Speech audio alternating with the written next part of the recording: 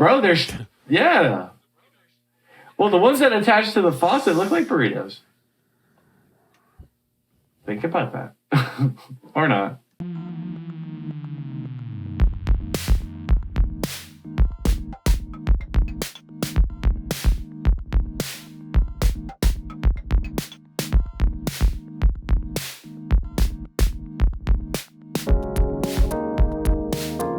Hello, the Sonic City Council is now in session. Thank you once again for tuning in, whether it's in your headphones, your car, your home, in your mind. We appreciate you being here, fellow citizens. And now, standing in the red corner with the beard about 4 foot long, weighing in at a certain number of pounds.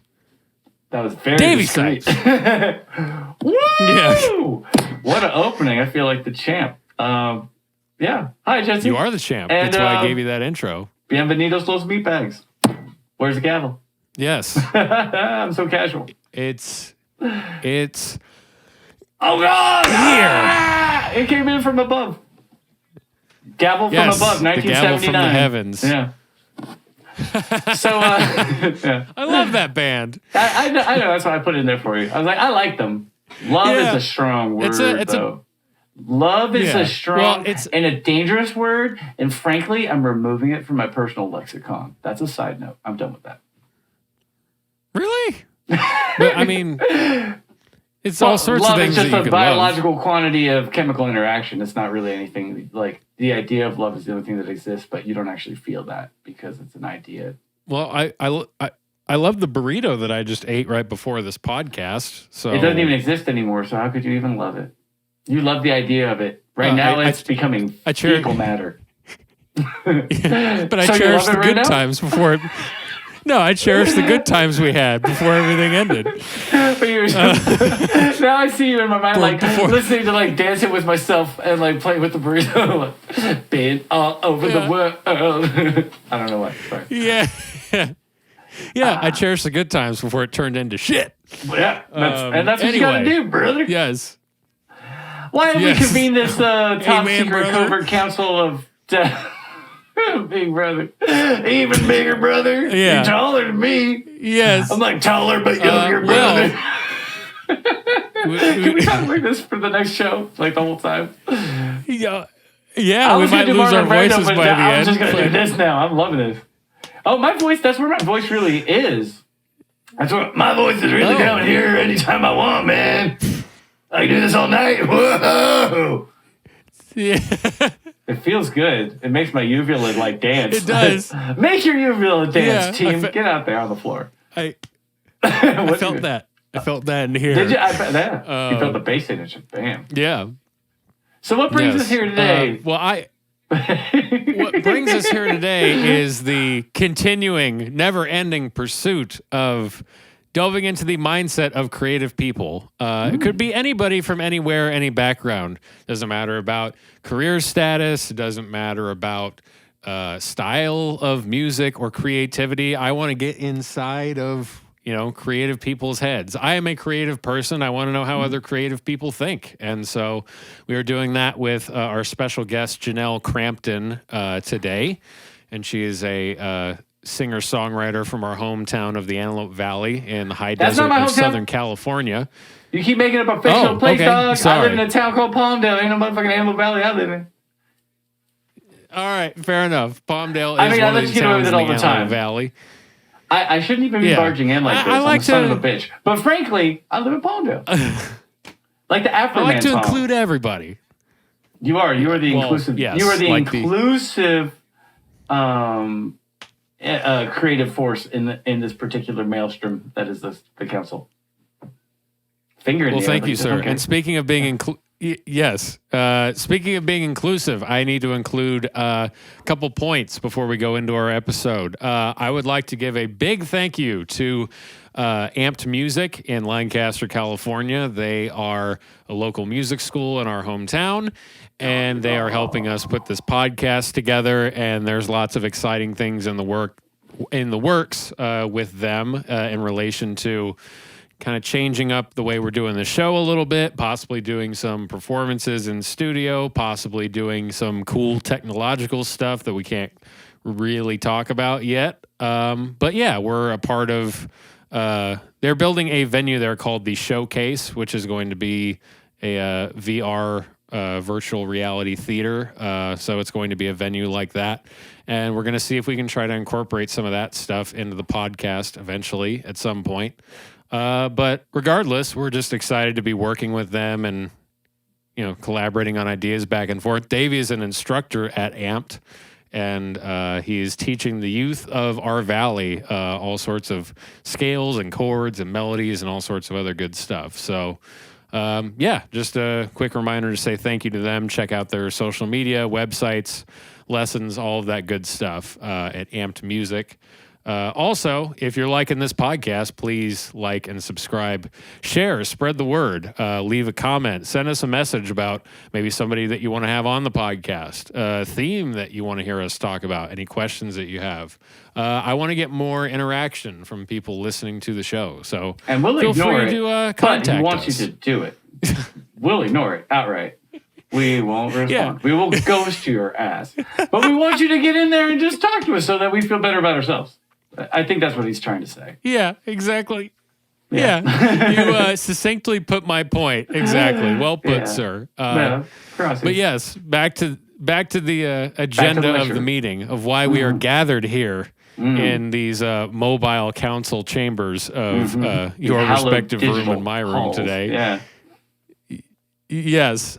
We are talking with Janell Crampton. She's a singer-songwriter in our hometown, as we mentioned. And she's really just, I think of her as just a phenomenal musician all around, like many of the people we've had on this podcast. She's a multi-instrumentalist. She can play and sing incredibly. Talented songwriter with great messages to her songs, talking about equality and justice for various marginalized groups of people. Also just, really good songs about love and relationships and things like that. She's a member of the LGBTQ community, and so that's often a big theme in her songs. But yeah, she's just amazing to talk to. And she's got a new collaboration called Behave, where a bunch of female singer-songwriters from our hometown got together, and they put together a song about women's empowerment, and that's coming out today when this podcast is released. So if you want to check that out, there will be link in that description below. And it's an awesome song, and she's an awesome person, so I figured why not get her in here on this discussion, hear what she has to say on things. It took too long to get her in here. I told you that. But I decided I'm not going to yell you because I do that enough. And let's just get her in here. Let's get this dialogue going because she's super awesome. Yes. So let's get into it.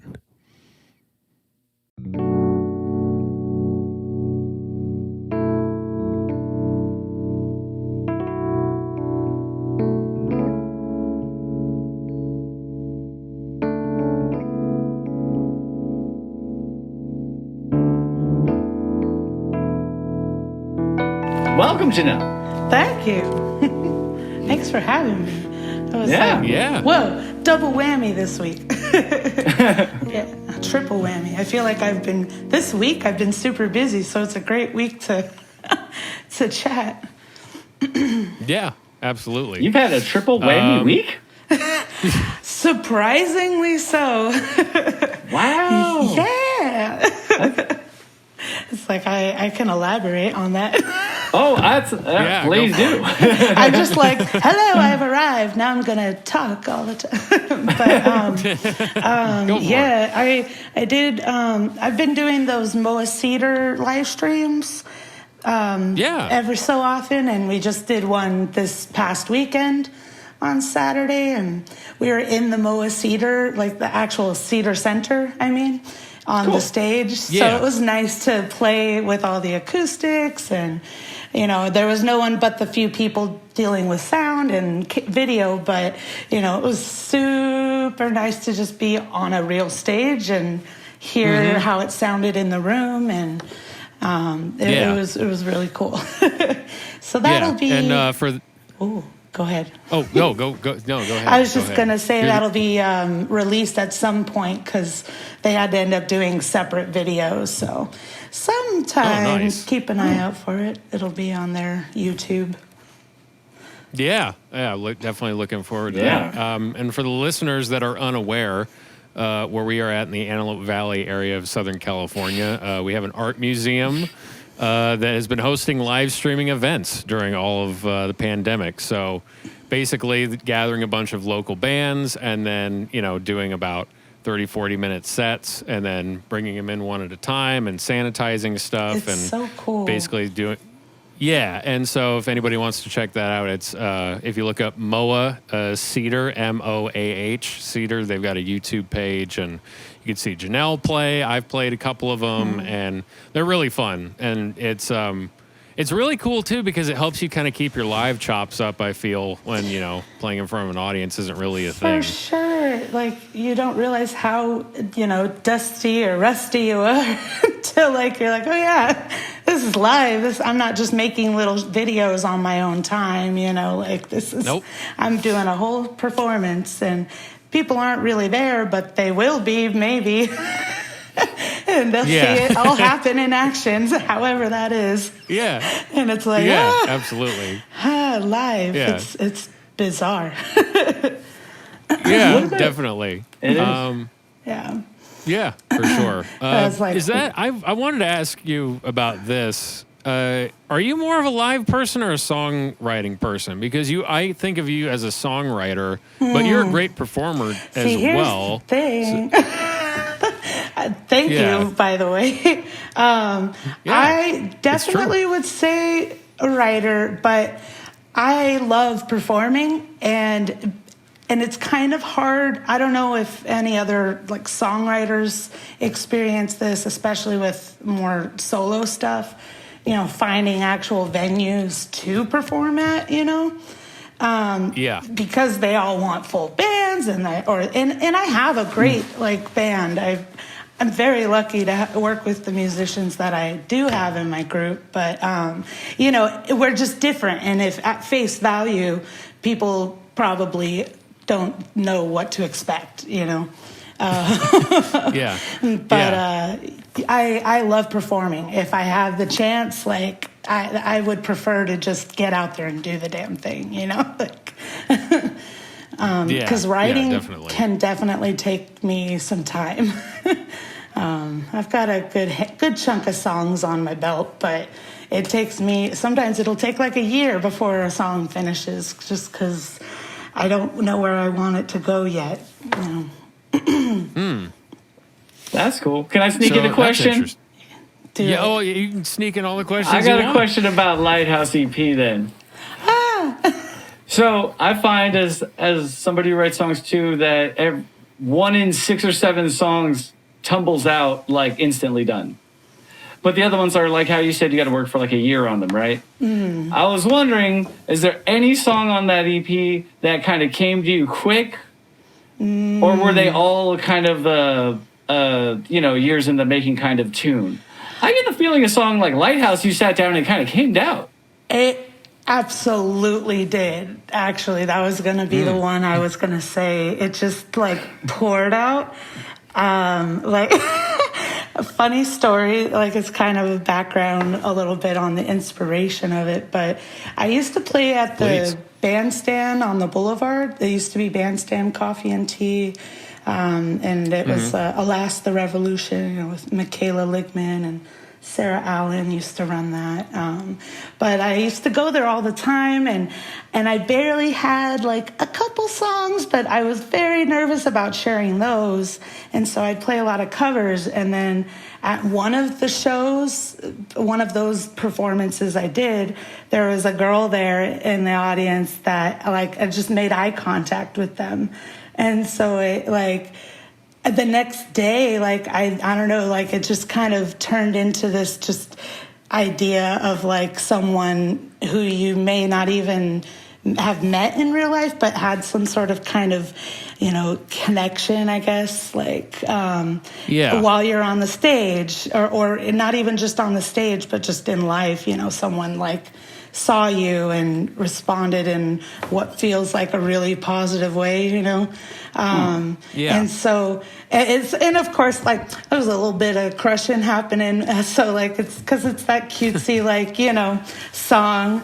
But it when it started coming out, it just kept going. And then I don't know, like, I love that you asked that, because I remember being in my bedroom, just like, you know, writing on these separate little sheets of paper. Like, I had this little notepad, you know, and like, I have that somewhere with like the writing on it. But it was like my first song where I felt like a songwriter. So like, I love that you asked that, because it was Lighthouse. That was the first one that really just, I know how to do this, I think.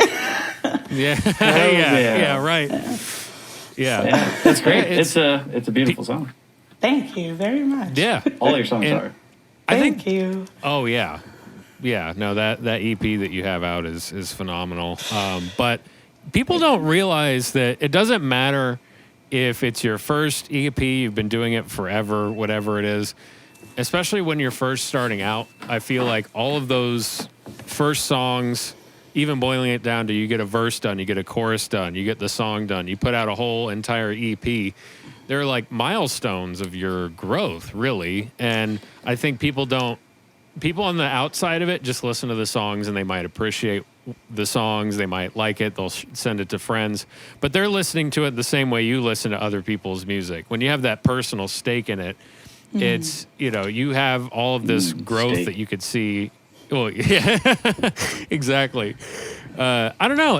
How do you feel about that? With where, like, do you look at songs like little mile markers or sort of like postcards from another time kind of a thing, where like you kind of look at your progress? Yeah, like my own songs or just songs in general, or both. Well, with your songs, I mean, definitely with, you know, other people's songs, they could be tied to memories and growing experiences that you have, or like, you know, just, you know, different things. But with your personal songs, do you look at it as like, oh, I was in this whole different place mentally and musically, and now I'm here with this stuff that I'm working on? Yeah, 100%. The way I write is like, basically every song I've written about is like personal. So like it brings a memory back, because it's about something that's actually happened to me or happened around me, or something I've witnessed and it affected me, you know, like it's all absolutely like on a timeline, you know. So it's like Lighthouse was toward the beginning of my feeling good about songs, and then a little later I had Captivate. My cousin got married, so I wrote that for them. You know, later down the line was Try, because I was like, surprise, surprise, crushing on somebody. But it just, you know, they all like are connected to something or someone, and so they will always bring back a memory from me, and sometimes in different ways too. Like I may have written one thing and felt one way about it, but then like now, 10 years or, you know, 5 years after I've written it, it might have hit me in a different way. Like, oh, like I didn't even think of it that way. I don't know how to explain that. But I don't know if that's ever happened to you. Like your songs feel like they're talking to you. Yeah, definitely. Well, I was going to say, I'd be curious to see what Davey thinks about that, but yeah. I think it's exactly like you said. It's a function of writing things, continuing to do that process, and then you look back after some years, and there's like a distance because it's not part of that mental process anymore that you were in. So you're also not wearing the same critical hat. You're almost a listener in effect. And so I'm not like happy with demos of stuff from back in the day. When I listened to it, I'm kind of surprised. I was like, wow, this guy has, you know, great ideas. He should finish completing the ideas and like polish the song. But I you know, so yeah, I think that's a factor. You always look back and see like, man, I get a strong sense of how far I come. It's probably one of the most, like, for me, fulfilling aspects of the process, because it's something that is always going to be on my terms, and it won't have to be so much about relating and connecting. I love that aspect because I have challenges with relating and connecting, So this is my way of doing it in a way that always feels comfortable for me, and it's always been good and meaningful. So I kind of take that out of it too, I guess. Mm-hmm. Yeah. I agree with both of those points. I think personally for me, it's since I don't necessarily write full songs on my own, I usually write in a band context. I judge my own playing within those songs and kind of like, I can kind of hear where my head was at just based on how I'm playing, not necessarily what I played. So back in college days, it just had it was this round, ominous, didn't have any shape to it bass sound. And it just sounded like the equivalent of somebody who just does not want to be seen or heard and is just like, okay, if I just stand very still and just play what I'm supposed to play, then maybe nobody will look at me. Like, that's what it sounds like to me. It just sounds very shy. And then as the years went on, I, basically came out of my shell and developed more of like how I sound. And I would say in my personal writing, as far as like stories and stuff or journal entries, I definitely see it. And then listening to where I was at musically, and then going back and reading some of those old pieces, I go, oh, okay, that makes sense. Like, it's kind of, you're not exactly sure where your head's at in the moment, but looking back on it, you get a clearer idea of where you were. Yeah. Yeah. For sure. Yeah. But yeah, it's there's just this whole other avenue of just when you get into breaking down like how you write songs and wanting to improve upon that and get better. You just to me, it's like you're diving into yourself. I don't know how you both feel about that, but the more you put onto paper or into the music, the more you kind of have to go into yourself and pull something really personal out. And that's been a challenge for me, just in my own playing, is just being more vulnerable and not being afraid to like kind of be more expressive of who I am. I don't know. What's your take, Janell? Both have a point on that. Huh? I want to know what Janell's take is on that. On sure. Which bit? I guess I would boil that down to my long rambling points that I usually make about just being vulnerable in songwriting, because it is very and vulnerable. Diving into yourself. Like I love the way you said that. That's a cool lyric. Something, I was gonna say, well, hey, next Janell record or EP, then feel free to use that one. Yeah, I smell a collabo.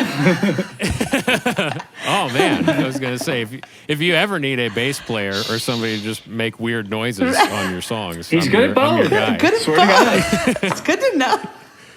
Yeah, I've got a lot of pedals. I've got a lot of odd instruments. I own a didgeridoo. I don't play it. I own a didgeridoo.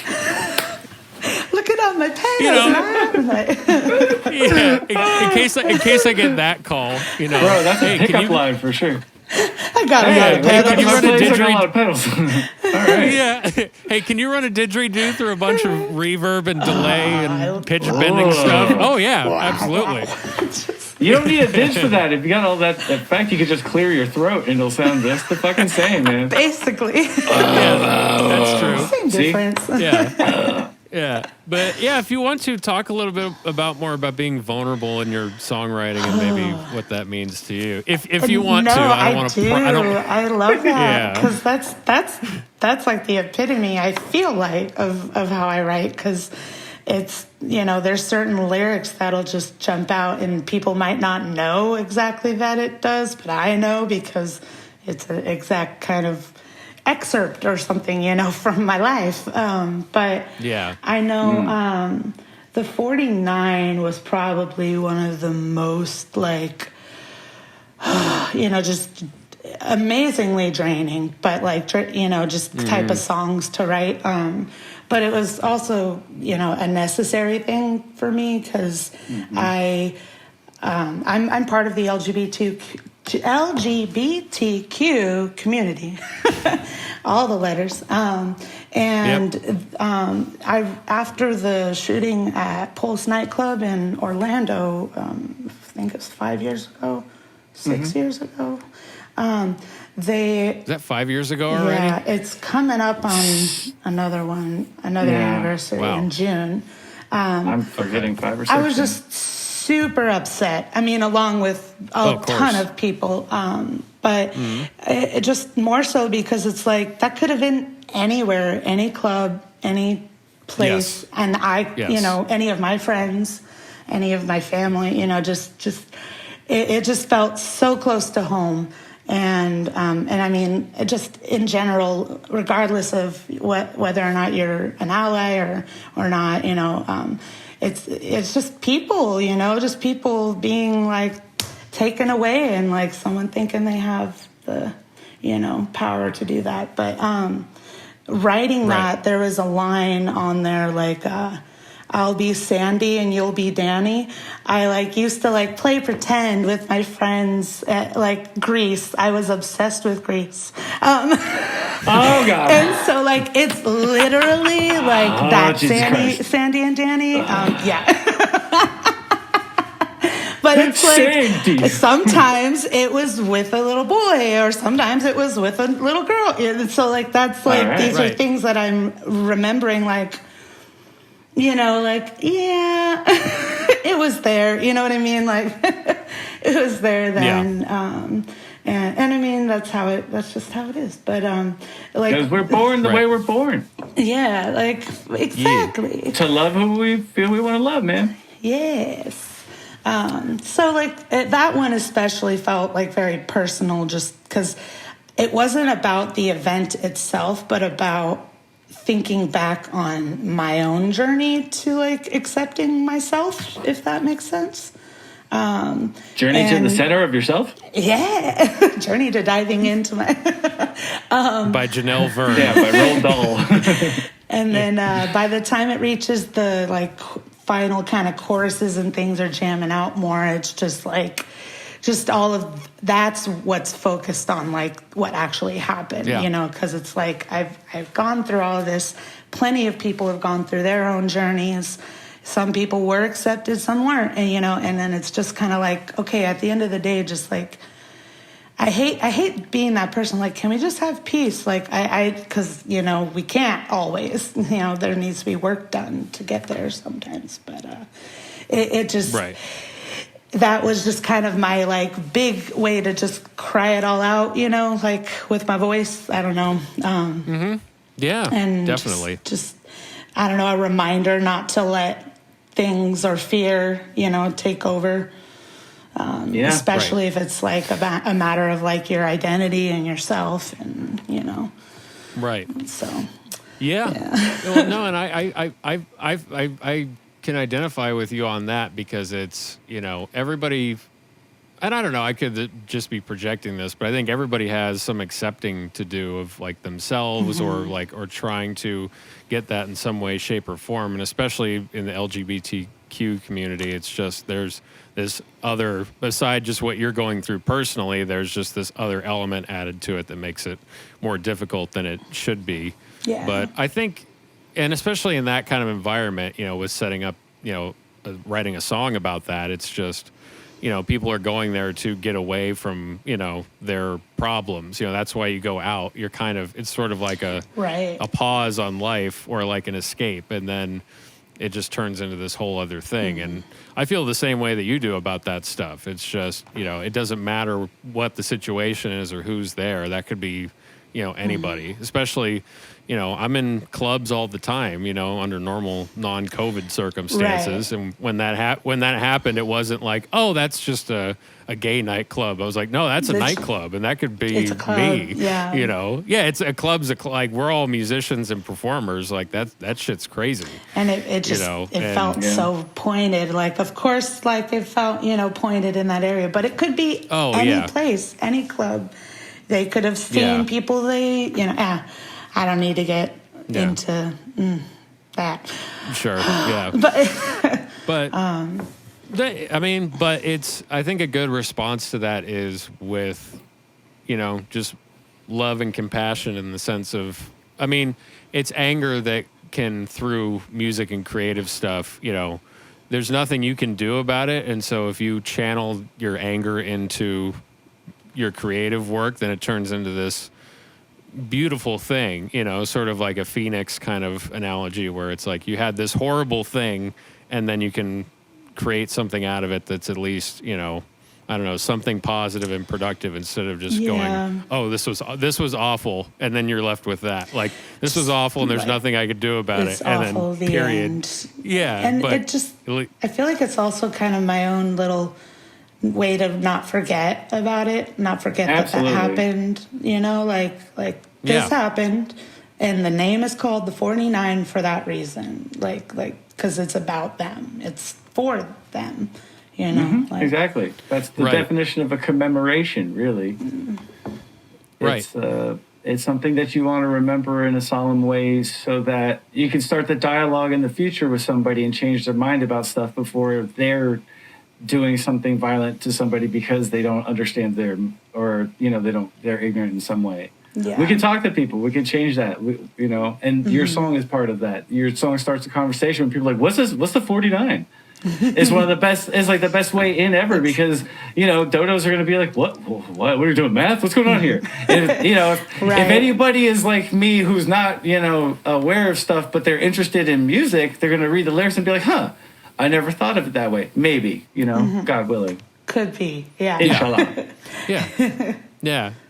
Yeah, or you could play the song at a gig and somebody hears that, and then if you explain the story behind it, then that also opens up a dialogue and spreads that around. Yeah, I think that one and on my upcoming album Wonderland is probably my other most personal one. Like I've got.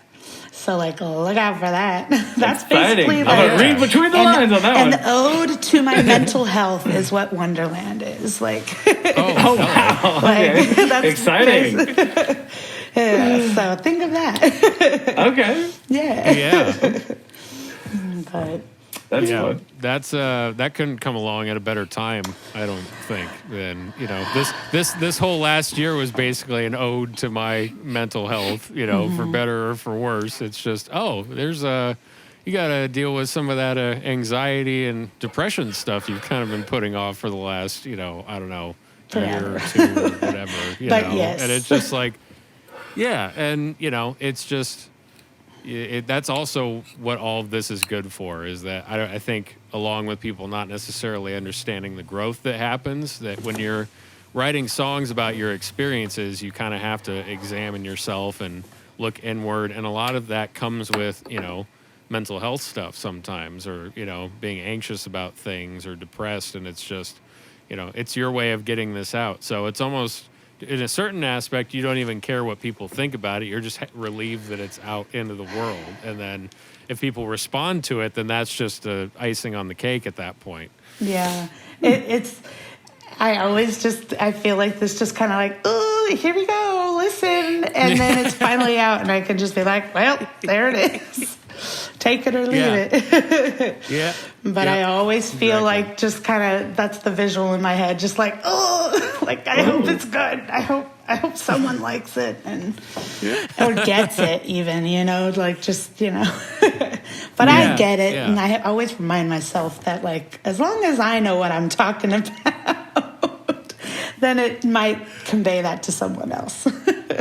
Yeah. Well, and cool. Like you mentioned, it's a year, that these usually take you. So that's a pretty give or take lengthy yeah, give or take. But it's a long time before they start as ideas and then end up as fully fledged songs. So it's understandable you have a little bit of that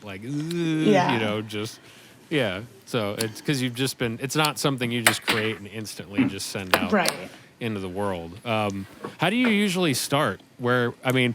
I don't want to ask the where do your ideas come from question, but I don't know. I've been curious, when you get an idea, is it a general feeling? Is it really a specific thing? Because they vary for me. They do vary. And I think it's varied as I've grown, as a person and a musician and just older, more experiences.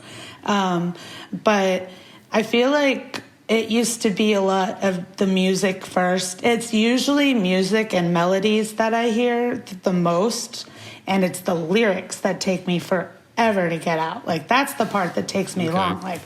I had Hang the Jury in my head for months and months and months.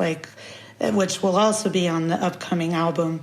And it was just the music, and I had like a verse and a chorus, and then eventually everything else I wanted to talk about within that song kind of just fit in where they needed to, because I already knew kind of the like map of what I wanted the song to be, just that. Right. I was like, I know I need another verse and a chorus, and I want some cool kind of bridgey thing, and then I ended up really loving the chorus that I like kind of created like this counter melody that like, they kind of overlap. And so like, and it just like, emphasized the point of that even more. And so it just, but sometimes once it finally all clicks, it just kind of settles all where it needs to settle, because it's been waiting for something to be filled in for all that time, like it's like, there, that's where it goes. And that's right. Like last February was when we started getting the ball rolling on the recording for the album. And so obviously we all know what happened the next month. And right. So I forgot where I was going with that. That happens a lot to me. I'll just be talking and I'm like, what am I saying? But we started. It's like, I don't know the words that just came out of my mouth. But yeah, we started recording, and we got like a weekend out, and we got like a few guitar stuff and like scratch recordings and things. But then a lot of things we did, there's some guitar stuff we did online, virtually. He somehow would take control of my desktop, and I'd plug my guitar into my interface. It was a thing. And so eventually now we've been getting back together with that, and like in person here and there when we can. And yeah. And I wanted one more song to add to that album, and that's what I had like just finished writing in February, and it was the fastest I'd ever written. And that was all thanks to, I started doing this songwriting group thing with some friends, and essentially we just met like once a week, whoever could meet, and do writing prompts and activity things, and share anything that maybe we had written and just that kind of stuff. And that's where I got the first lyric to that new song, and it just like flowed out. It was another one of those. So I was just that's a great exercise. Like, it's I've never taken any songwriting classes, so I know that helps me. And I should do more of them. I need to do more of them, because I do like to get new stuff out, and I get bored, doing the same things over and over. And I'm sure other people do too, but maybe not. I'm just like, I know you've heard this a million times, but I know it well. Right.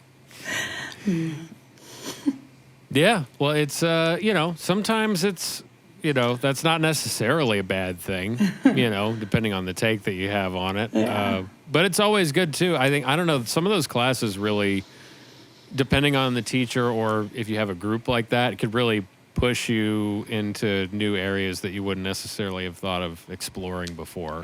Exactly. Because everybody has their own unique sensibility, especially when it comes to songwriting. So you're going to get an exchange of ideas in, an environment like that you go, oh, I never thought about it like that before. And, and lately, variety too, of different things. I think some of the more recent ideas is the way things have been flowing has been like, there's a certain just subject matter that I really want to talk about.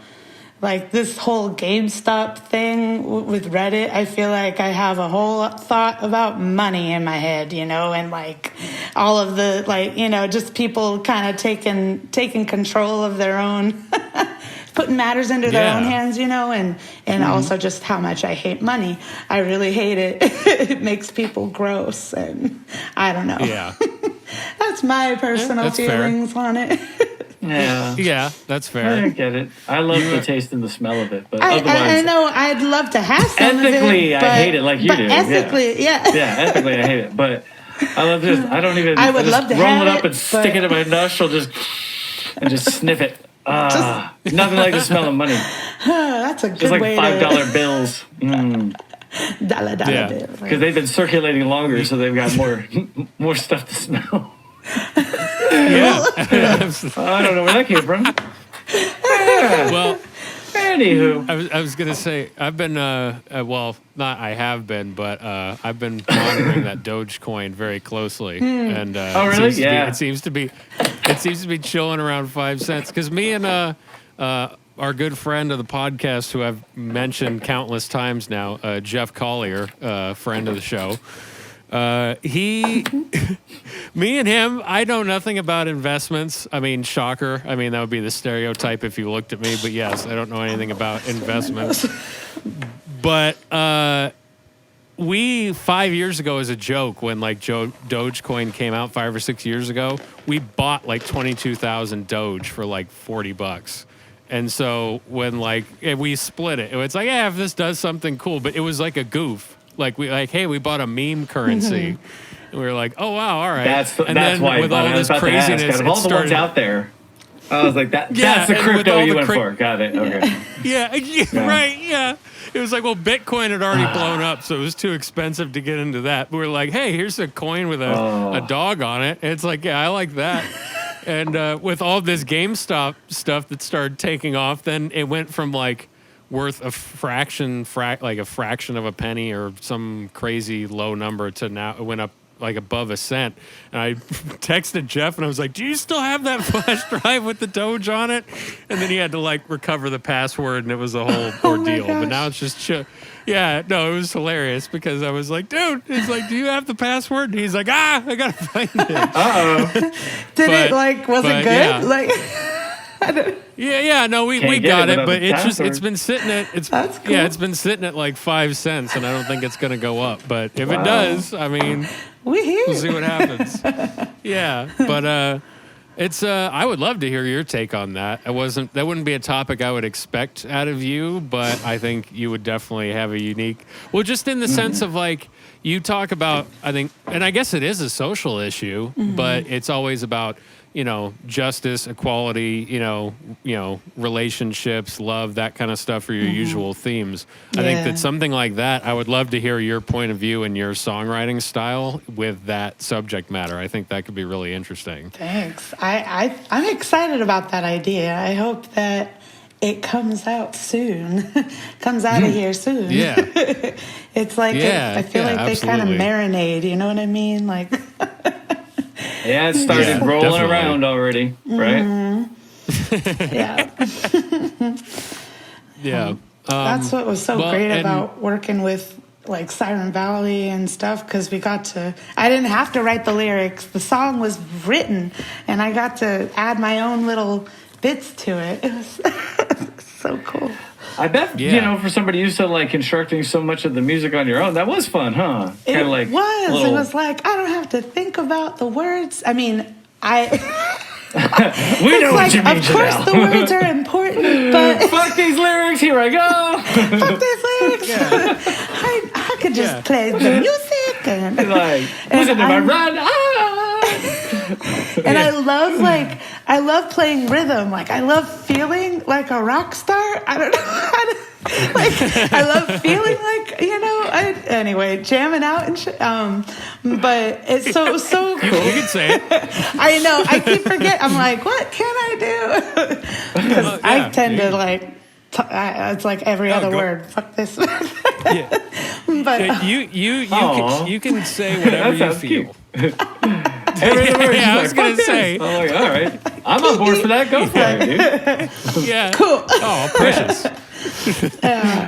But having that song out, because to kind of backtrack, I'm collaborating with Siren Valley, and I believe this comes out the day that it drops. So, like, if you're watching this, go find Behave by Siren Valley. It's featuring me and Tina Guzman on vocals, and we've even got Servio Maldonado on the upright.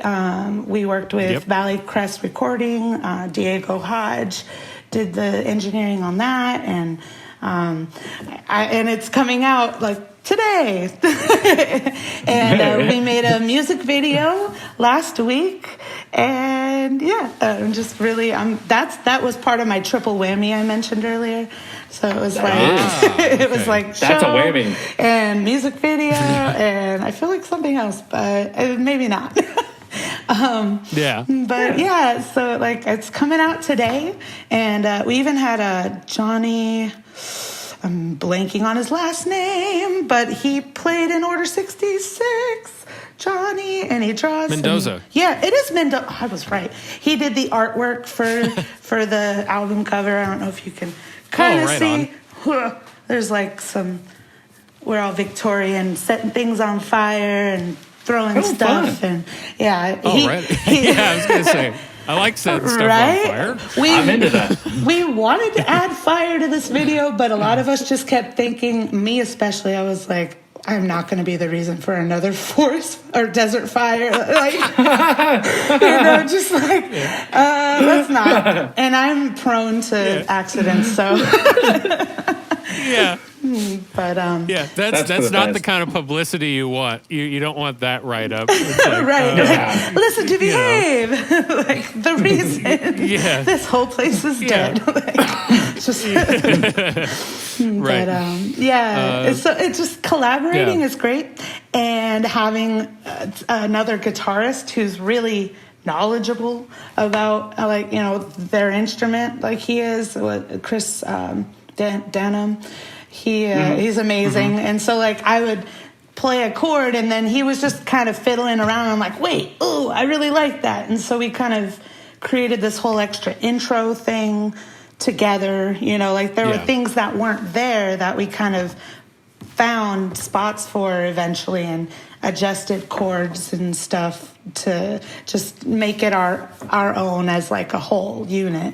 And it's so cool once each instrument kind of just layered into it. Someone else would have an idea, and I mean, any of you that play with bands, like it's so cool to like collaborate and like, oh my gosh, that's what I'm thinking, or if it's not, like, that's great. I can't believe I didn't think of it, but there's certain things you wouldn't think of without those people in the room, and vice versa. And so it's just, I felt so honored to be a part of it, and it's like all for women empowerment, and it's International Women's Day today, and well, it's really cool because I love just the fact that you love women beyond the message. Well, I do. Sometimes I have to drag it out of him, Janelle. But now that you're here, he's like, I love women. Like, I love women. Hey, she sure do. I love people, but I love women usually. Yes, she knows how. Yes, I was gonna say something we all have in common. No, it's cool because I wish that it doesn't necessarily have to be for a great empowering message like this one is. I just love the fact that it's all of these different people in a local music scene that are coming together and working on something, working on a song together, and it's just cool because I wish that more stuff like that would happen in general in music scenes, because I think people can relate to that wherever their local music scene is. Sometimes it feels insular, and sometimes it feels like everybody's kind of doing their own thing for whatever reason, and it's just nice to get a little bit of that, not worrying about like, is this necessarily what I'm interested in, or does this song fit my vibe, but just like, hey, let's just do this. Right. This is a cool idea. Let's do it. I feel like the pandemic, there's a lot of, realizations that I'm sure anyone has had, and myself included, but like, I feel like that wouldn't have happened if this hadn't happened, like in the same way, even just like it because it was something, we didn't have shows, we didn't, we could really put a lot of our energy into it, and take our time with it. And then with like the pandemic and everything too, we just we're all in like our own bubbles. Like there's kind of little sets of 3, there was a total of 10 to 12 of us maybe that worked on it for the actual day of the video, but it's like these 3 people are in their bubble and then these, you know, these people live together, and then, you know, it's so like we all kind of were in our own little bubbles, and we only saw each other outside that one day, so we're just like, please. So far so good. Everyone's doing great. We're all feeling good, and you know, we just all felt like we took the time to be careful about it, and so it's just nerve-wracking getting to do any sort of project during this time without feeling like guilty in some way. And so, like, I don't know if that makes sense, but no, that's relatable for us, and I think a lot of people who tune into us. I don't want to do something that's gonna like hurt someone, or you know, like I just like, or like hurt someone just mentally because like maybe they've gone through, right. But it's just so fun to collaborate, and I want to do more and more of it. Like I think because on top of that, I learn a lot in those processes, like from the other musicians.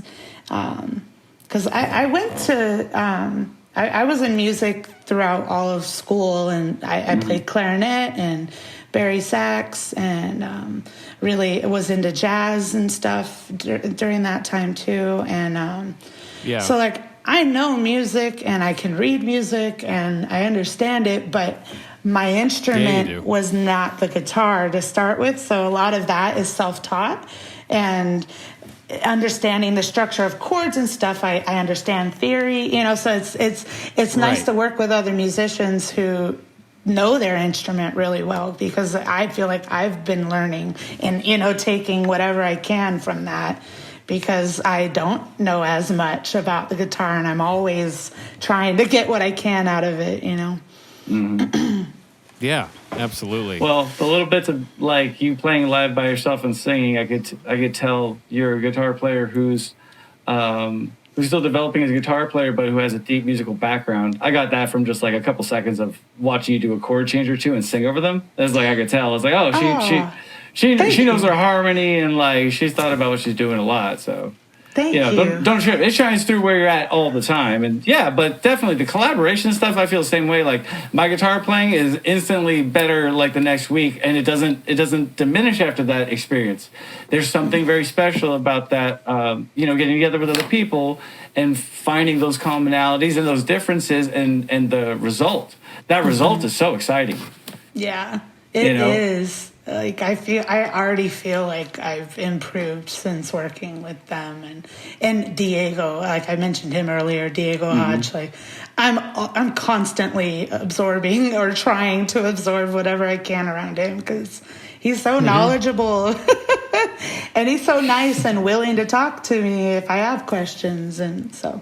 But it's nice to have those people and just allies in your life that like are willing to help out if they can.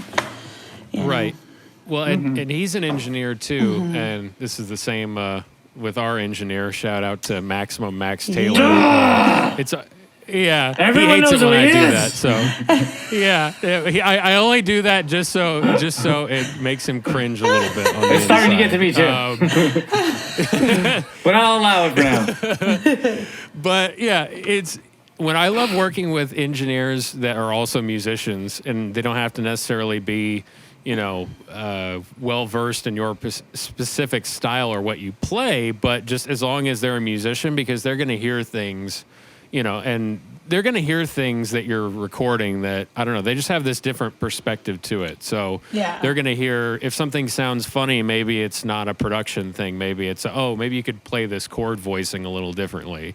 They can throw in suggestions like that sometimes that were really beneficial. And I know Diego is one of those players for sure, that he can record you, but he's also super creative, so he's insane. He can come up with some really cool stuff. He's great. Yeah. I'm just glad this is happening, just for everybody involved. Yes. I can't wait to hear it and check it out. But too. since we are talking about recording, this is something I'm genuinely curious about with everybody. Do you get like that red light syndrome that when, somebody tells you you're recording that, sometimes that either makes you play differently or you have to kind of warm up to it or you get extra nervous? It depends on the song, probably. But okay. I know there was one particular song I know, like one of the songs on the upcoming album is Happily Solitary. And that's the first song I ever wrote back in 2009. That's going to be on this. Wow. And so there's like this whole kind of instrumental, like, oohs and ahs and harmonies and stuff, and I have been performing it the same way many years. And so like I'm finally getting into the studio thinking like, I got this, and then like I don't have any air, so but I think it's like when it finally came time to record it, like like a little bit, I don't know if it's that, if it was nerves or just like over, I don't know, over exaggerated, if that's the right word, but like, pushing too much of my air out in the beginning of the phrase. And then I'm like, by the end of it, I can't breathe. But I'd say sometimes, but if it's just like feeling it and just getting the kind of like groove of a song out and harmonies, a lot of the time those go by pretty quick for me. But if it's like usually it's if notes are like being sustained for long periods of time, those are the ones that I start to kind of anticipate, like it's coming. Yeah, right.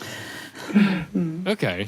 Yeah, that makes sense. That was something I dealt with for a while, I think. Just, especially my first studio, recording with somebody else experiences were kind of like that, and just, that's what I sound like, and then just getting over that whole thing, I'd say guitar, it's by now I feel like a lot of it's like I'm on autopilot, if that makes sense. And so there'd be a certain rhythm that'd be slightly different. It could have been like a down up just real quick, but maybe I did it down or I don't know. But like I do a different rhythm. And then Diego would be like, wait, wasn't it this? And I'd be like, what? And so then he'd play it back and I'm like, oh, I did play it like that, so it just little kind of moments that I wouldn't catch, without having that extra set of ears. And then it makes you more aware of your own playing, after that you're more aware of kind of your approach, I think. Yeah. It's like, this section doesn't look like it grew, but, it's this section looks like real powerful and, just the visual of the sound waves, So like then I'd play it over so that it actually, crescendoed or, got a little more energy in there. But, Nice. Yeah. I'm one of those goobers that I still look at a Pro Tools session and I see the sound wave and I go, wow, that's what it looks like. Right? Not all the time, but every once in a while. I like watching the sound I'm just waves. like, oh man, that's... They're cool. Yeah, I like it watching as you're recording and you make it. And then especially if you do a big, if you're playing like a big chord or a big note and you see the swell and then it kind of, and then it eventually peaks downward. You're like, oh, or peaks downward. Peak is a... Peaks downward, baby. You know what I mean. You know what I mean. When it's like you see the note form and then and then it's it's like this. Yeah. It's I don't know. I find that I don't know. I'm just trying to support my co-host, man. Right? You do it, How am I doing? You're doing great. Right. I'm supporting you. Thank you, Janell. Yeah. Sometimes there's a support, and then other times, depending on the mood, Davey will be like, peaks downward, and then he'll just call me out. Yeah, normally I chew the shit out of my dick, but I was like, that one was adorable. I was like, that's fun. Aww. But when I heard it, I said, Yeah, no. As soon as I said it, I went, "Do I address it or do I just move on?" Lean I was in. like, "Wait a minute, hold Lean on. in before I take hold, bro. You know that. Can we just for a second? Peaks downward. Can we even just? Yes, we can. Eventually, we're just going to create a compilation of all of our goober moments. I mean, and then just and mine. I think I'm already pretty much. We could probably fill all our goober moments by now. Yeah. Yeah, I was going to say you could probably fill a whole hard drive with all of my goober moments right by now. Yes, by now yeah, we're 20 deep. So yeah. Totally. That's not even hyperbole. Wow. No. Well, yeah. Isn't that crazy how that just sort of happened? And it just seems like we were just in September a second ago. And do you remember the 21st of September? I know. Love was changing our minds, remember? Yeah, sorry. I was chasing the clouds. What? Get it. What song was that? I you missed got that bass line, right? Yeah, okay. What is that? Do you Man. remember? Sometimes you got to spell it out for him, but that's okay. Yeah. Me too. Well, I mean, with his I'll just circle back. Like, I have no idea about this red light phenomenon. Is that a real thing? Like, yeah, because I never felt it. Like, mostly, I don't feel. But I don't nervous. feel like It's how just, other people feel. It came out differently in the studio than it did if I'm just playing to a room of people. It's weird. Yeah. Interesting. I don't know if you ever experienced that. It's the dynamic range of the studio is my only thing. By that I mean, like, I was like a dance and theater kid before I even got into playing music for a living. So I'm used to the boards and being loud as fuck. Like, that's just like... and also, because I was doing it since I was so little, it's kind of like the light is like a curtain, which means I'm on. My feelings turn off when it's time to be on. That's just what I know. That's how I experience it. Right. So same thing when even recording like the lyrics to a song that was like hard to write because it was personal. I'm just like, it's time to perform it even in the studio. But the hard thing about the studio is it's not like the boards. It's not like a performative space at all. It's so much more sensitive, and I find that it's all about finding a way to dial back and find a nuance I don't usually have. Right. You know. Oh yeah. Because I could shout. And I could sing high-pitched loud, but can I sing quietly, nicely? Like, I don't like it. We'll work on that. But that's all I feel is, like, in terms of, like, any sort of, like, I've just been doing it for too long to feel anything like that. It's just like, I'm itching to perform again, though. Right. Yeah. God damn. For real. I'm so glad. Just before everything happened, I went on tour with Rogue. For we left Friday, went up, played a gig Saturday night, and came back home. It was felt like we all lost our minds a little bit, but it was amazing.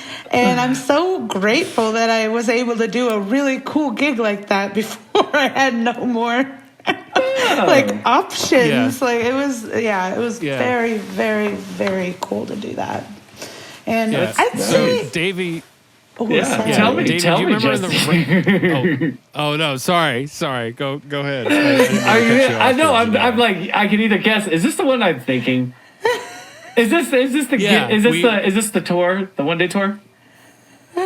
Yeah, this was I tried to book a weekend run of shows going up the coast for like a couple days, and then I secured the one main gig that would have been like the peak of the run going up to Portland. Didn't get the rest of them. Didn't want to tell them, we couldn't book. No one else got back to me, so I couldn't book the rest of these. So it's like, let's just get a van and drive up there and play one show. And it was it was cool. It was great. And I had a great time. But as far as like the logistics side of me was definitely not involved in any of that planning. That was I just want to do this just because. It was That's great. fair. At one point, we did all. Yeah, because we were running on very low sleep. Because it was like when you're touring and you have shows in a row and you're gone for like a week, 2 weeks, your body adjusts. So even if you're getting like 3 or 4 hours of sleep a night, it's not great, but you're functional. When you just get thrown into it and you're not used to it, and it was such a long distance because we just drove from here to here to Oregon, and then we played the gig the next day. In a day, and yeah. I mean, we'd stop for gas and food, but that's about it. And so on the way back on that this Sunday, after we had our stopped gig. at a diner. Yeah, we had stopped at a diner, and I was so tired that I accidentally started eating other people's food. Oh my God! So I was trying to fuck with somebody in the band, and I was gonna. No, okay. So if my memory serves, I was, Hodrick, member of the Roundtable right podcast. Across from him, so I think I was the one that's like, "What are you doing?" Yeah. Oh man. Yeah. Did I eat your food, Janelle? Was it yours? I don't know. Whose It food may have did I been eat? Dylan's or Casey's. I don't know, or Marlon's. I don't know, but I think I saw it happen. Yeah, no.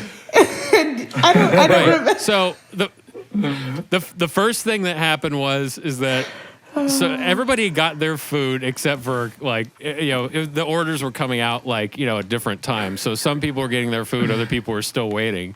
Somebody got up to go to the bathroom. I think it was Hodrick, and I was like, "Oh, I'm gonna eat his fries to fuck with him or whatever." And so I ended up eating but then I ended up. And then I ended up eating a bunch of Janelle's food, and I was like, "Oh, that was only intended for David because I already give him so much shit on a regular basis anyway." And then Janelle was like, "I think you just ate half my fries." I'm like, "Oh, I'm so sorry." Yeah, and then Janelle's percussionist Marlon was there, and he was sitting next to me, and the waitress brought out Marlon's food. I thought it was mine, and I took a giant bite out of his sandwich. What is wrong with you? That was accidental. That was accidental. That was literally, my food's here. And then I ate it. And then I realized, wait, this isn't the whatever I ordered. I turned and I looked at him and I go, "I think this is your sandwich." And he started laughing like an insane person. Yeah. Loud. That's what Marlon, that. He's got the best laugh in the world. He laughed for a solid minute, to the point of tears, loud. We're just in this random stop in the middle of nowhere. Yeah. People probably are regulars looking at us like, "Who the hell are these people?" On the 5, yeah. And then literally the whole restaurant got quiet, and then the whole restaurant got quiet, and everybody was either eating their food, trying to ignore the loud laughter, or they were looking over like everything. Oh my God! Okay, is it all right? We probably didn't get home until real late on Saturday, and then we had to leave at the crack of dawn on Sunday, so we had basically no sleep. So it's a little understandable that Jesse was eating other people's food, but. It's just he kept trying, he kept trying to get to his plate, and he got there eventually. That is such an empathic way of looking at it. He just kept trying to find his way to his plate. That's all. That's fair. Well, and I love that it started out like he was trying to fuck with David, but it was my plate. That's how he remembers it now. Right? Yeah. I'm not convinced. Maybe I was doing that to fuck with Hodrick. No, the first one wasn't intentional. I was trying to eat. I was trying to eat somebody in the band's fries just to be an asshole because we mess with each other like that, and it's fine. But I wasn't trying to do that to anybody outside of my own band just because it's you know how it is. It's just you're not and so. But you realize you're the guy who routinely does a prank that backfires, right? At this point, don't you know that we expect you to do that? Shouldn't you? Definitely. Okay. Definitely. Just put it out there. Yeah. It's still the best thing ever. It was good times. So you guys had a multi-state one-day tour. Yep. Not a lot of people can say that. You guys are fucking professionals. It was I swear to God. That's quick. Well, yeah, I was going to say, I don't know if I would tell any of my professional buddies, like, yep, this is what I did. It would just be more like, it's not a point of pride in my tour managing or logistic planning. This was more just out of my stubbornness and going like, yeah, I want to do this. I don't want to cancel it. And it's like, yeah, I mean, I loved it. It was like a little weekend, it was great. Trip up the coast. And you'd do it again.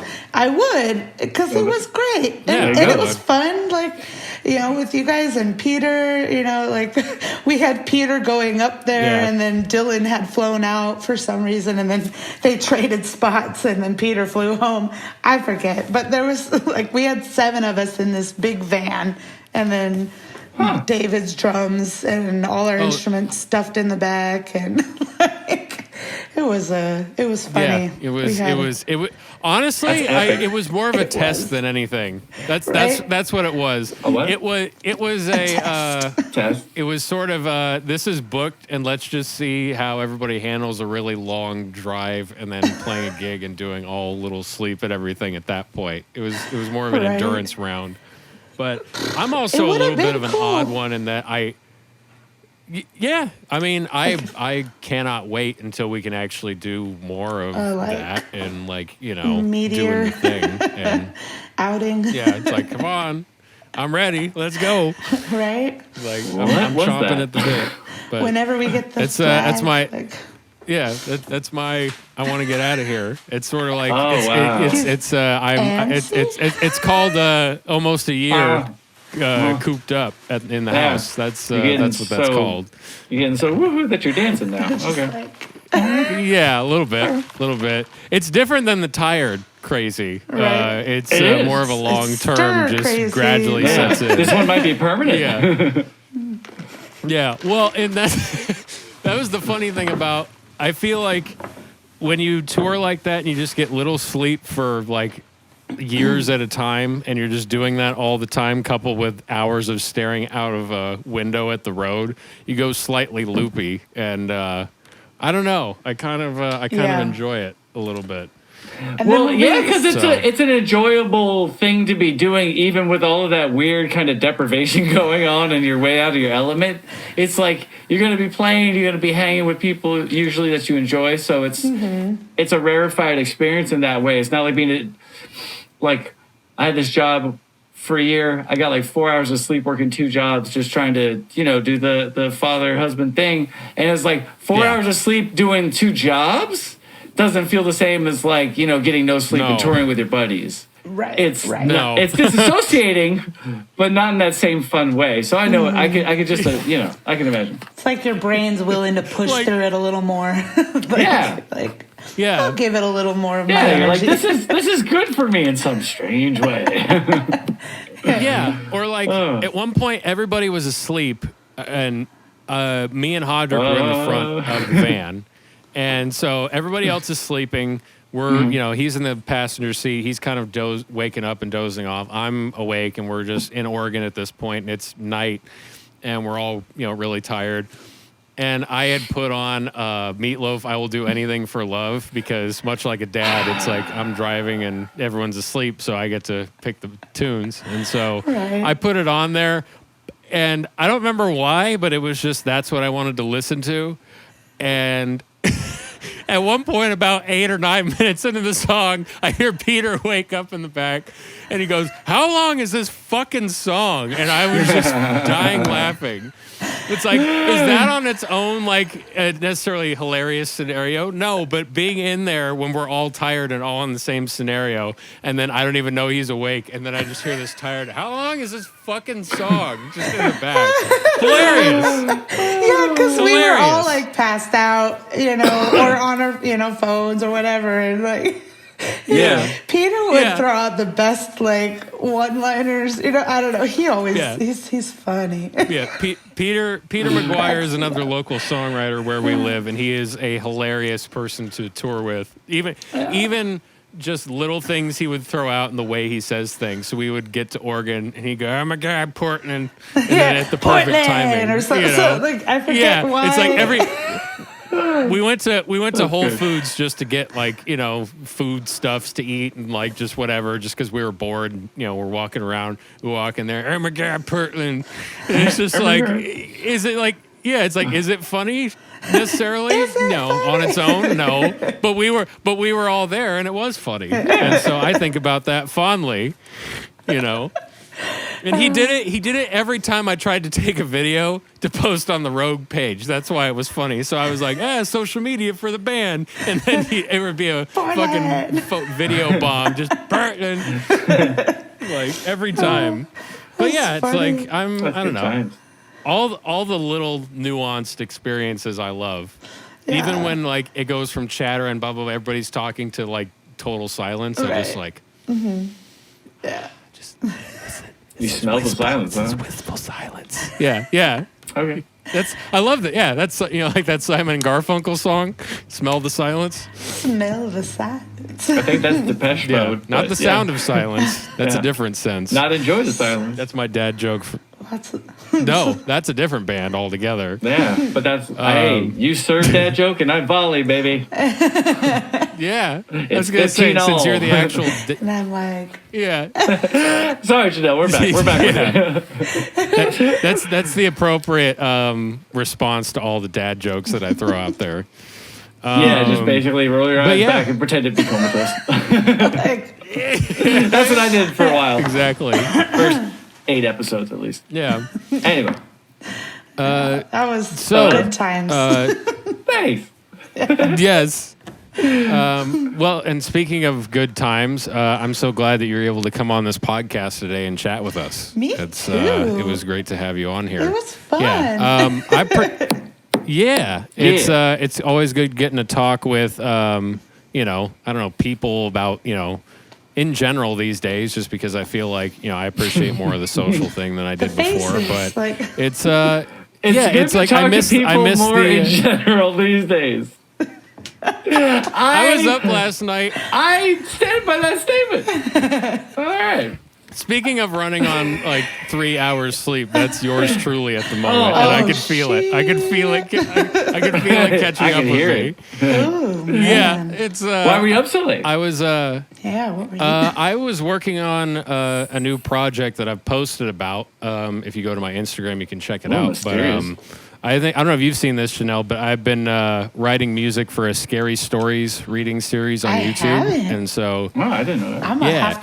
It's hiding shit from me. Dog. Yeah, I was gonna say it's for this mansion in Massachusetts called the Wheeler Mansion, and it's basically getting renovated into a sort of hotel, haunted tour, bed and breakfast kind of a thing. And the person that owns it basically was, posted about wanting to do a scary story reading thing and like reading spooky stories in the place and, you know, all that. And so I had mentioned, that could be cool with music and the right lighting could really make it. Mm-hmm. And she goes, do you want to write the music for it? And I said, sure. And so basically just been doing that. And we're like a few episodes in. And last night, because of the way my schedule worked, I had basically between like 9 p.m. and like 5 in the morning to get it done. And it was like 28 minutes of music. And it's a lot of just like ambient stuff and different textures with effects and things like that. So it was, I got done and sent it to her. And I went, okay, like I didn't have time to work on this at all today. So here you go. And she was like, oh, wow. Like I wasn't expecting you to have it to me so soon. Wow. And it's like it was the only time I had to work on it. So it's catching up with me, the 3 or 4 hours sleep. I was like rocking it the whole day, and then when I sat down to talk, it was he's like, we've had a few delirious gems in here. Yeah. It's good to talk to people. These days it peaks going downward. Not in the past. We're defying the laws of physics. Yeah. We are defying the laws of physics. But yes. But on my toast. But yeah, I've pretty much. Yes, exactly. Buddha and Tao. Yeah. But yeah, I pretty much kind of hit all my questions, but I don't want to leave Davey with any unanswered questions. He's like, so I'm done. If you have Thanks any, for sir, coming. please ask That's away. so rude of you to assume that I don't have questions for you. No. You know, my question is whenever I have somebody who can sing on our podcast, I gotta ask in the purely envious way that I'm asking, like, have you always sang this good? Did you have to learn how to sing this good? Or did you just be like, one day you were like, somebody said, sing, and you're like, and it came out all perfect. You're like, I didn't know I could do that. Like, so, as someone who's... I wish it was that, but... Not a singer, yeah. Okay, yeah, I wish. Well, I've been singing since I was, baby. Just like I was all into Disney stuff, and I'd be like glued to the TV and like do the dances and sing the songs and all of that. But my mom, she who did you pretend to be? Well, actually, specifically, do you guys ever see the what's it called? The Great Mouse Detective. Yes, so good, right? One of my favorites. There's this scene where they go to this like underground bar to try and find that villain, and there's this little mouse doing this like cute little song and dance, and then it turns into this more like just kind of like jazzify and more sultry and sassy, and so I would like sing along, and I knew all the dance moves, and my mom, this is just something my mom would tell me, like a 3-year-old, like just like singing and dancing, and like That's awesome. I always love to try and like emulate the things that I'd see. And I also have done a lot of theater, and I've done choirs.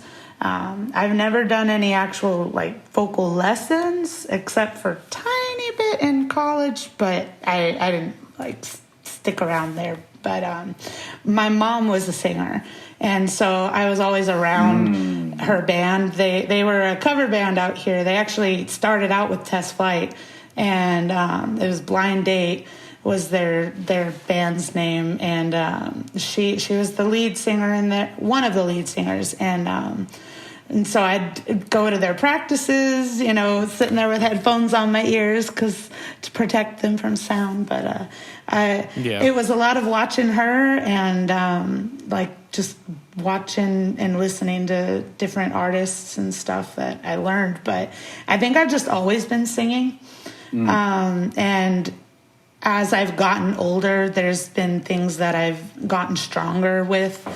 Like when I was in high school, I really hit this kind of break because I think my voice was kind of changing in some way too. I don't know how to explain it, but I felt like I wouldn't use my voice right. It was like a lot in my throat, and so I'd really wear it out. But as I got older and learned how to use it a little safer, then I could really like get it out. And but it's just kind of been something I've just always been working on, just doing. And so there's been different phases of my voice, if that makes sense. Like, gotcha. Like lately, I feel like it's been a lot raspier and more just kind of a little more in the pocket. I don't know if that like in the pocket. But that's a rhythm thing. But well, it's like you got one of those voices where it's like you could sing the instructions that came with the fucking Keurig I bought today, and it would just be like the dopest song ever. So it's like. So it's like I gotta look up I would love to hear that. Be like, excuse me, do I have an offer for you, Keurig? Like they might be down. I mean, hell, they need the help. They need to sling some more Keurigs.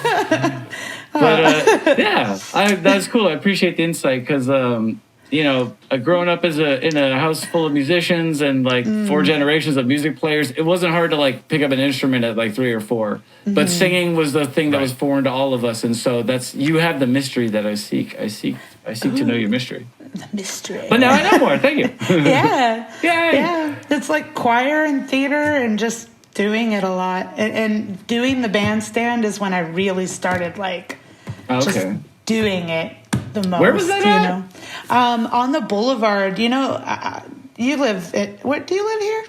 Yeah. Okay. I'm I'm like, it's like really weird. Like we're both so AV. It's weird that we don't know each other, but it is what it is. I agree.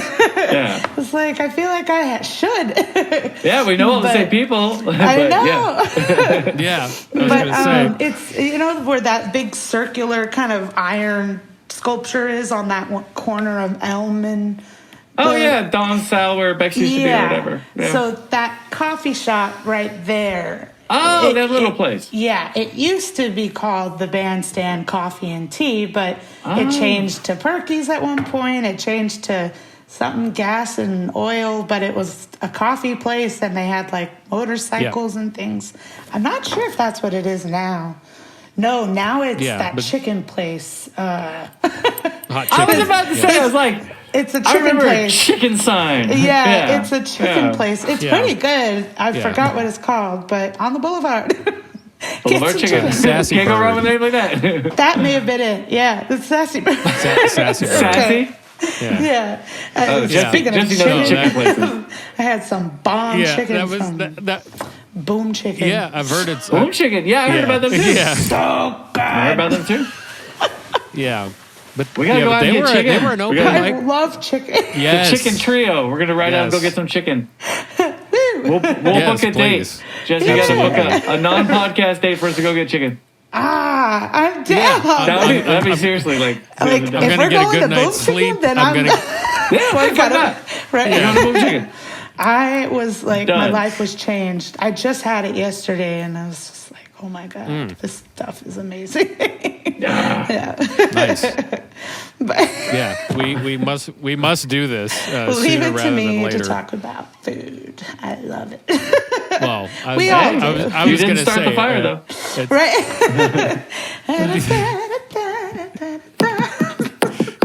I don't know the words, but Oh, wait. God. Come on, hold on.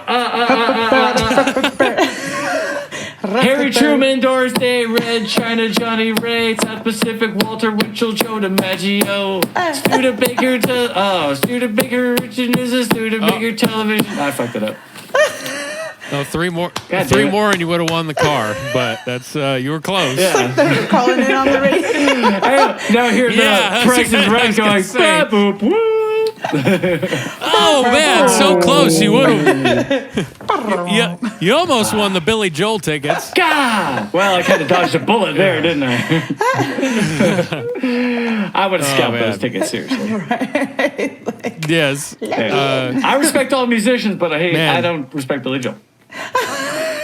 No. Don't You know respect me. him. I'm the controversial one. I'm just saying I love controversial things. Right? Just for the sake of All right. saying No, it. I love that song. I love The Stranger. I love a lot. I like a lot of his songs. Still Rock and Roll to me is kind of a bop. Kind of a jibbity jam. Yeah. Yeah. Yeah. Absolutely. Better hear some scatting. I mean, I'm not a huge I'm not a huge fan of his music, but he has one of my favorite music live clips of all time where he's freaking out in Russia and flips the piano over. That one's my favorite. I'm going to need to look that up. Have you seen that one? How does a guy that size flip a piano over? Right? Well, it not PCB or well, some okay, shit? not a piano, but it's like a keyboard. Oh, like it's like a grand, big. Oh, It's like, yeah. yeah. You had me going for a second, bro. No, I'd be like Billy Joel hulking not a a fucking full baby piano. grade. I'd lose my shit. I'd be I was gonna say you won't like Billy Joel when he's I didn't know he angry. had it. Fucking flip. I like that perspective. I take back what I said earlier, Mr. Joel. Yeah. Please don't come hurt me with your fucking superhuman strength. No, You're superhuman strength. Mea culpa. If you need any piano movers, like Call Billy. Yeah, exactly. Oh man, That was wild. Well, I was gonna say, like I said, it's been a blast to have you on the podcast, Janell. Anything before we go? Would you like to plug and your socials and website and all of that fun stuff? Sure. So you can find all my stuff on my website, JanellCramptonMusic.com. And that's JANELL, and I think the rest is probably on your thing. And then, like I mentioned earlier, please go and listen, stream, behave. Today, March 8th, and, really do something cool for the women in your life. I don't know. Ditto. Do something. I don't know. Something with the women or for the women, or even if it's just to thanks for being alive. But listen to Behave by Siren Valley, featuring me and Tina Guzman. Beautiful singer. I'm so excited. This is her first thing. Yeah, this is so great. And my first collaboration, and lots of energy and love and work was put into it. So we're really excited for people to see and hear it. Oh yeah, I saw a little teaser clip today on Instagram, and I was like, "This looks gorgeous. This video is going to be fucking." This is no spoilers, but that's all I'm going to say. Right.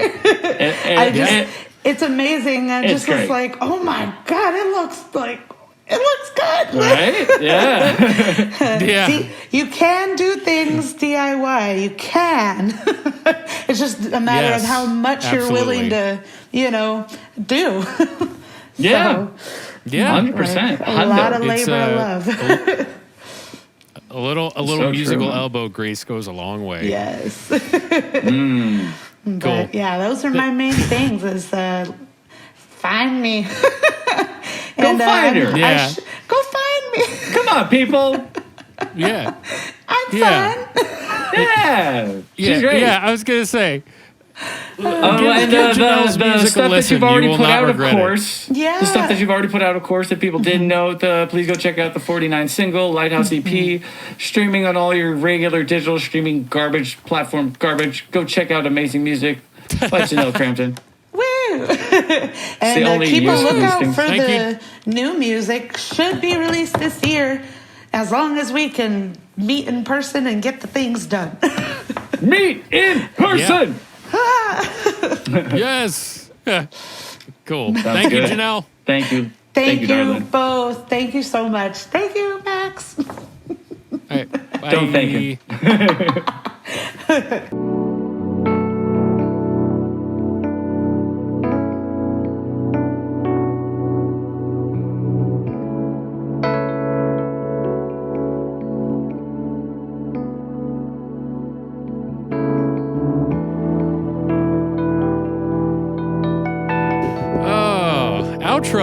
Outros, stuff and things.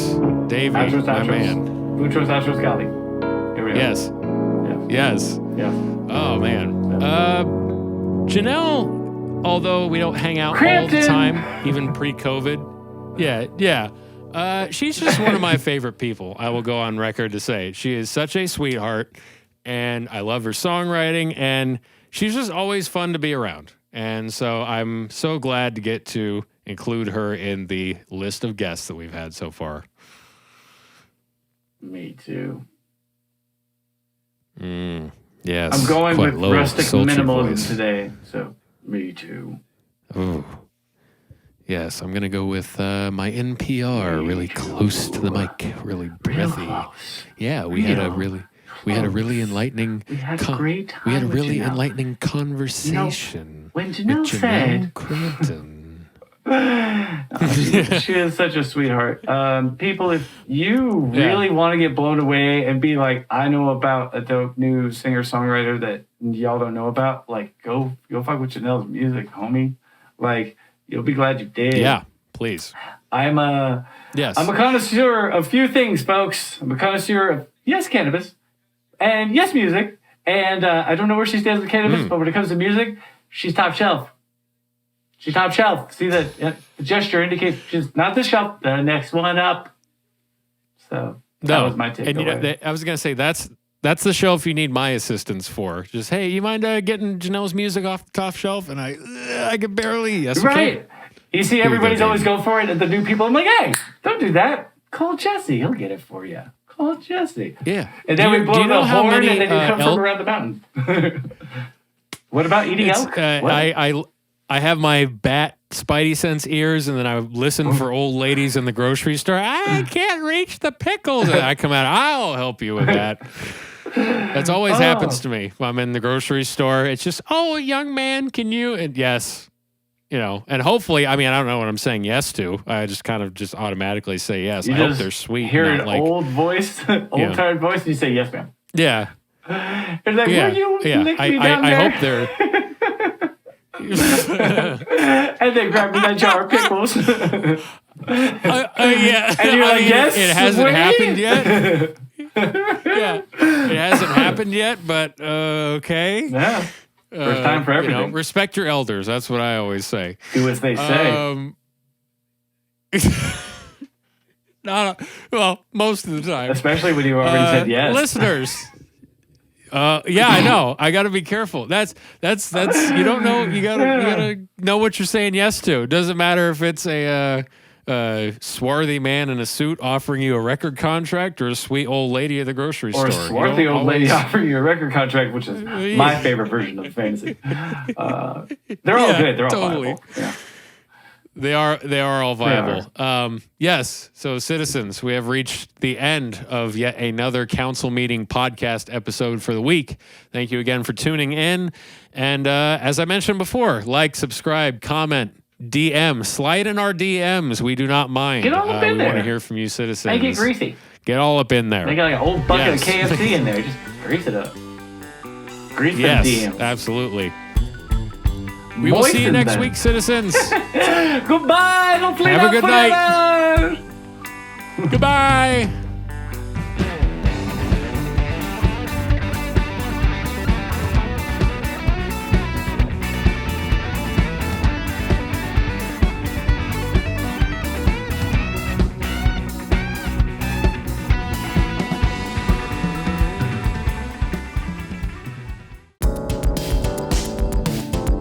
Sonic City Council was created by Jesse Davidson and Davey Sipes and engineered by Max Taylor at Desert Sound Studio in Palmdale, California. Thank you to Disaster Cabinet for the outro music. Intro music written by Max Taylor. Sonic City Council is produced in association with Amped Music Academy and the Showcase Venue. For more information, visit theshowcasevenue.com.